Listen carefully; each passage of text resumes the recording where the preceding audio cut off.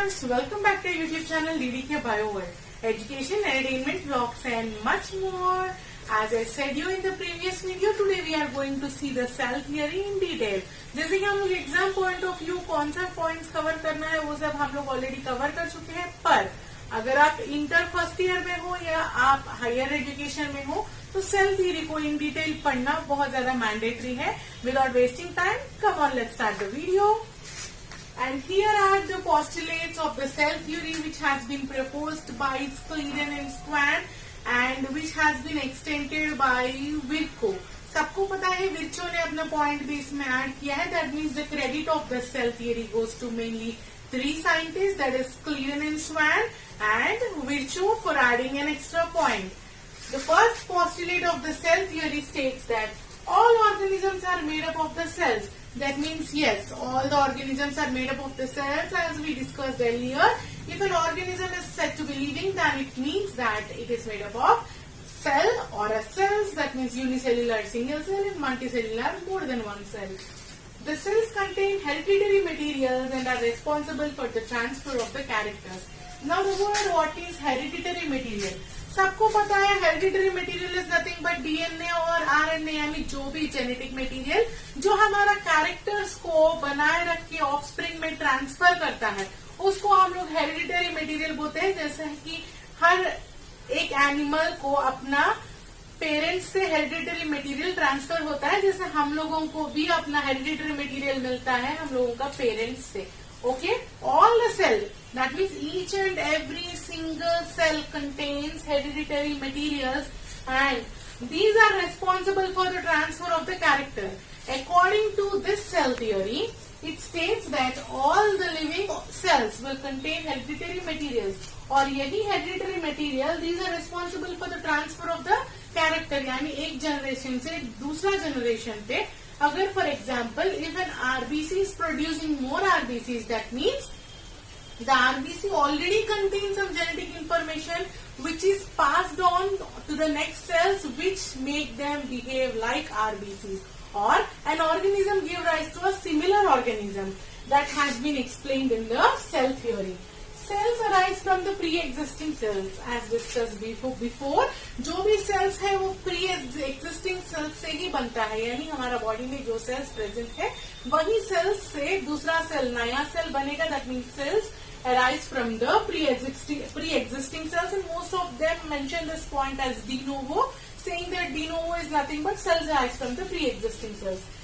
Cells are responsible for all the metabolic activities of the cell, यानी हमारा cell का हर एक मेटाबॉलिक एक्टिविटी जो भी होगा, all the cells are responsible for the metabolic activities. और ये metabolic activities of the cell, ये metabolic activity of an organism हम लोग बोल सकते हैं. For example, if there is an organism, the cells of the organism are responsible for its metabolic activities, और the cell will contain some material which is responsible for its own metabolic activity. That has been explained in the next postulate of the cell theory where it comes to the matter of the nucleus. The next postulate of the cell theory states that cell contain nucleus and some cell organelles suspended in the protoplasm. यानी cell में nucleus present रहेगा जिसके वजह से cell का metabolic activities जो है ठीक रहेगा. That means all the metabolic activities of a cell are dependent upon the nucleus present inside the cell. And as everyone knows, nucleus also contains the genetic materials. That means nucleus is very, very important structure inside the cell. And this nucleus, along with some cell organelles are nothing but again more smaller parts of the cell such as mitochondria. Okay, these also contain some cell organelles which are suspended in the protoplasm. Suspended in the protoplasm in the cell also contains a liquid material or fluid material called protoplasm. Nucleus along with some cell organelles is present in the protoplasm, and this nucleus is responsible for functioning of the cell or for carrying out all the metabolic activities of the cell. In turn, it is dependent upon carrying out metabolic activities of an organism. So let's revise the cell theory once. All organisms are made up of the cells. The cells contain hereditary materials and are responsible for the transfer of the characters. Cells arise from the pre-existing cells. Cells are responsible for all the metabolic activity of the cell. Okay. cells contain nucleus and some cell organelles are suspended in the protoplasm. अब ये postulates तो हम लोग देख चुके हैं. अब in detail हम लोग सेल थ्योरी पढ़ रहे हैं, तो इसका ड्रॉबैक्स भी चलिए हम लोग देखेंगे. What are the drawbacks of the cell theory? As the cell theory is proposed long back, many years back, when the science was at the start of its development, there are many more limitations for the cell theory, or few limitations for the cell theory, where the cell theory failed to explain few points. और ये जो भी points हम लोग discuss कर रहे हैं, they have been identified after many years of the proposal of the cell theory, as now the science and technology has been much more advanced from the previous times. Now let us look into some demerits or limitations of the cell theory. Viruses. Everyone know about the viruses. Viruses are the special type of microorganisms which are microscopic and they exist as a dead particles outside the host cells. Viruses stand as a major drawback for the cell theory. Viruses lack protoplasm, or viruses lack phenomenal protoplasm, which stands as a drawback for the proposal of the postulates of the cell theory. Why? Because viruses जो हम लोगों का body के बाहर जो बिना protoplasm का dead organisms के से एग्जिस्ट होता है, और viruses, as everyone know, they are made up of a protein coat and genetic material. Viruses which are not even properly discussed in the Whittaker's 5 kingdom classification. These viruses has also been not discussed under the cell theory, which stand as a major limitation of the cell theory. Then prokaryotes. What about the prokaryotes, or the primitive organisms such as bacteria and the blue-green algae? These prokaryotes lack well-developed nucleus. According to the cell theory, all the metabolic activities of a cell are controlled by the nucleus present in it, and the genetic material is supposed to carry out all the hereditary materials. मतलब nucleus के लिए एक prominent role दिया गया है cell theory में, और genetic material which is suspended in the nucleus. लेकिन प्रोकैरियोट्स में वेल डेवलप्ड न्यूक्लियस नहीं है, और जेनेटिक मटेरियल सस्पेंडेड फॉर्म में है, जो कि बहुत ही प्रिमिटिव जेनेटिक मटेरियल मान के चल सकते हैं, which is present inside the nucleus as a circular ball. That means prokaryotes are also being not described particularly under the cell theory. यानी एक लिमिटेशन है जहाँ पे न्यूक्लियस जो कि बहुत ही प्रोमिनेंट रोल प्ले करता है सेल थ्योरी के हिसाब से, उसके बारे में यहाँ पे इन डिटेल डिस्कस नहीं किया गया है. What about the multinucleated organisms?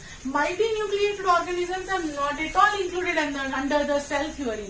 सबको पता है बहुत सारा multinucleated organism भी present है, जैसा कि fungus is the best examples. Most of the fungus have multinucleated condition where the cell has more than one nucleus. अब हम लोग बोल रहे हैं कि according to the cell theory, nucleus controls all the metabolic activities. Then what about the multinucleated organisms? यहाँ पे तो एक से बहुत ज्यादा न्यूक्लियस है एक सेल में. Then what about the multinucleated organism and what is the fate of their metabolic activities? This has been not discussed under the cell theory.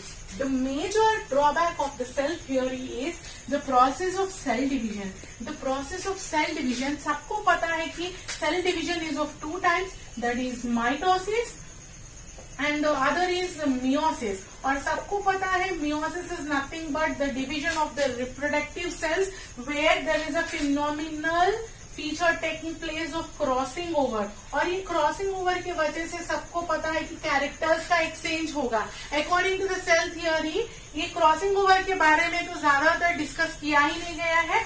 And moreover, mitosis, according to this cell theory, it has been proposed that the cells exist from the pre-existing cells, and pre-existing cells will have the nucleus which will be responsible for the production of the new cells.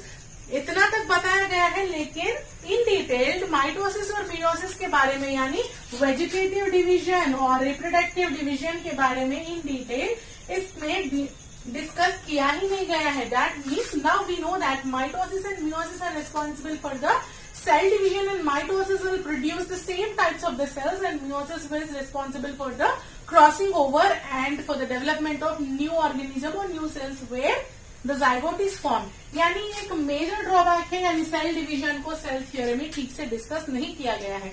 Now once again quickly revise what are the limitations of the cell theory. Viruses which lack protoplasm has not been discussed under the cell theory. Prokaryotes which lack developed nucleus are also not discussed under the cell theory. Multinucleated cells are also not explained under the cell theory. Process of cell division was not clearly explained under the cell theory. Hope अब आप सब कोई को cell theory के बारे में और उसका ड्रॉबैक्स के बारे में भी पता चला होगा. And if you really like this video, then please like, comment, share and subscribe. अगले वीडियो में कुछ नेक्स्ट नया टॉपिक के साथ हम लोग मिलेंगे. टिल देन कोई डाउट्स होगा तो कमेंट सेशन में मेंशन कर लेना और ये सब नोट्स में लिख करके याद ही कर लेना. Okay fine. Meet you in the next video. Bye guys.